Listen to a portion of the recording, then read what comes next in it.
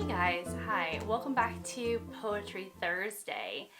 It is a small tradition on my channel to do a tiny shout out or a massive shout out depending on the week. But today I wanted to talk about Aaron Facer. Aaron almost always or very often shares a poem on Poetry Thursday. He is our resident poet here on BookTube. That's how I think of him. He has a love and a passion for poetry that comes through in his reading and his sharing of it. And I just wanted to say that if you don't know Aaron Facer, you should. And I will link his channel below. There is a calmness, a quietness to him that is absolutely wonderful and much appreciated, at least for me, and here on BookTube.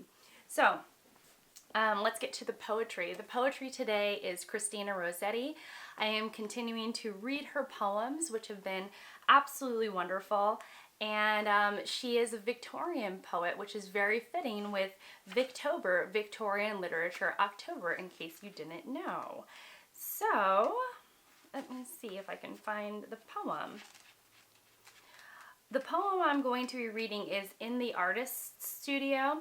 And it is based on, I just found it, it is based on her brother who is a painter. I forget his name, but Jim from Jim's Books, Reading and Stuff mentioned that he was more familiar with Christina Rossetti's brother, I think Gabriel. I'm going to put her brother's name down below if you want to look up his paintings. And he himself was an artist and a painter. And so the poem that I'm going to be sharing is based off of Christina Rossetti's brother, who was obsessed with a woman and he constantly painted her. This woman later became his wife, and in a strange and odd turn of events, she overdosed. She died of an overdose, and he buried her with poems and then later exhumed her to retrieve the poems again. And the poem I'm going to be sharing it reminded me of this obsession that sometimes we can get, at least I can get, with other people, with things, and when something becomes, there's a difference between when someone is a muse and they are inspiring the art, and there's that fine line between the muse and then when they become an obsession. And then often that obsession, this idea, this love for someone or something, you're not even loving them anymore. You're loving the idea of them. And really that's what this poem said to me. This love of the idea of someone rather than the person themselves. Okay, tiny cut, made a tiny mistake, wanted to get it right. It's a extremely short poem.